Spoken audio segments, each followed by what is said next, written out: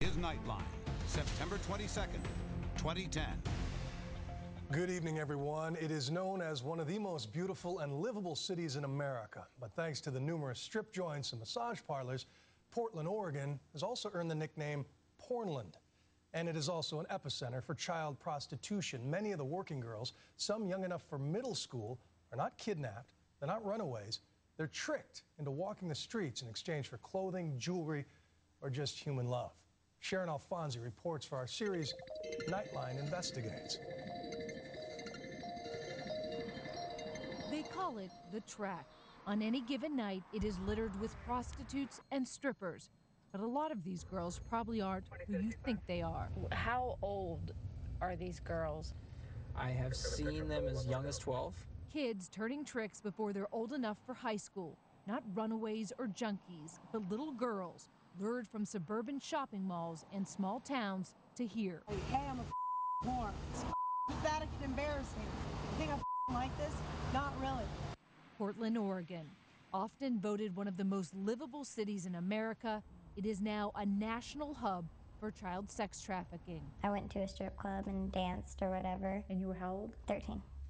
Katie is one of them. We agreed to disguise her appearance. She's been forced to work as a prostitute since the 7th grade. How much were you working? Pretty much every night, but it's like Sundays. And it all started here at this mall in downtown Portland. She says she met some boys who invited her and a friend to a party in the suburbs. Did it seem like a normal party? Yeah, I mean, like, there was like a whole bunch of people just drinking, dancing, having fun. I mean, I didn't go to parties like that. Like, that was my first, like, party, so I was like, you know, it seemed pretty normal. But it wasn't a normal party. It was a setup. At the party, she was introduced to an older guy. He started taking her out, buying her things. What was he buying you? I don't know, like purses and shoes and like outfits and like just weird stuff like that. Was he like a boyfriend at that point? Yeah, I guess you could say, like, yeah. But soon, he told Katie he was having financial trouble and suggested she dance just once at a strip club. He even bought her an outfit and pumps. Had you walked in heels before even all this? You know, like little heels to go to church, because I was big on church before this. When you go on stage, you're 13 years old. I mean, you're looking around at these guys. How old are the guys? What are they doing? They're probably like old enough to meet my dad or my grandpa. It was like kind of disgusting, but you know, I like told him on my first night I wanted to go home, but he's like, you know, you can't go home till your shift's over and stuff like that. And I was like, I don't work here. And he's like, well, you do now. Like, so I pretty much just like walked right into a trap. Sergeant Mike Geiger heads Portland's sexual assault detail. He says it is a classic case. Cute young girls are being targeted by pimps. They look for them in the malls. They look for them on MySpace and Facebook. They look for them in the schools. They look for them walking around downtown or in the parks, and they strike up a friendship with them. And the tactic that they use is they work to identify kind of what their needs are. How's it going at home? And then they will then use the information that this child is giving them, and then they will become their rescuer. I can fix all that. I can give you a place to stay. You're way too mature to be treated like that. You know, I can get you nice clothes and take care of you, and then suddenly they're sort of lavished all these goods and affection and everything, and they think, wow, this person really cares about me. And then there's and the the trap switch. is sprung. They might say to you, like, you know, I lived through more than most 40-year-olds have lived through, and they're, you know, they're just kind of acting like tough. And then they'll say, like, I really love Justin Bieber. Esther Nelson is a victims advocate. She says she sees girls from all over the country brought to Portland.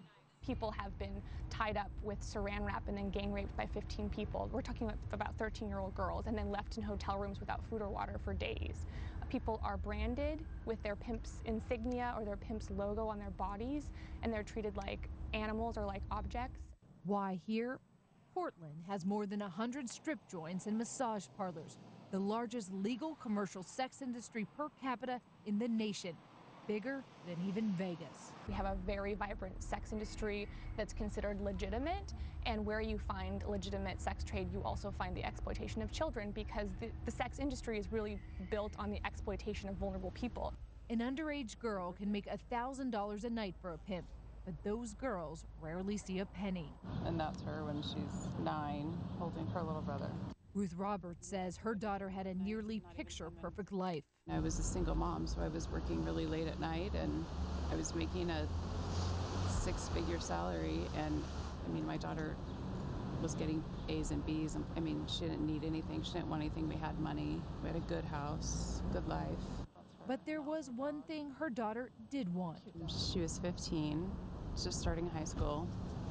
Her dad and I were divorced, and her dad got a girlfriend a couple years older than my daughter, so my daughter became really jealous and wanted to be with him all the time. You told him what? You said if you're not around, she's going to go find a father figure.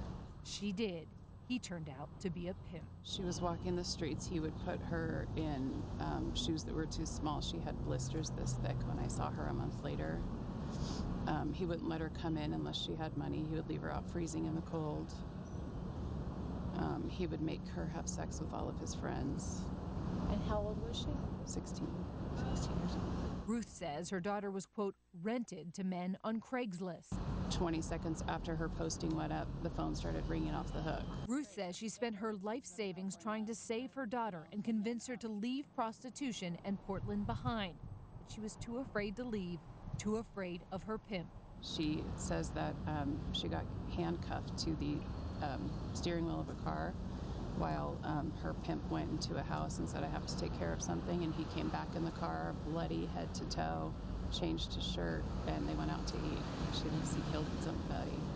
Today, Ruth believes her daughter is no longer working as a prostitute, but every day she is fearful. And when you don't hear from her for weeks and months at a time, I just thought she got into the wrong car, and she's laying in a ditch somewhere. Katie did escape from her pimp. She had to wait months for shelter, but she is now far away from Portland, and she hopes to stay away. For Nightline, I'm Sharon Alfonsi in Portland. For resources about helping victims of the sex trade, you can visit the Nightline page at abcnews.com. And our thanks to Sharon Alfonsi for that report. We come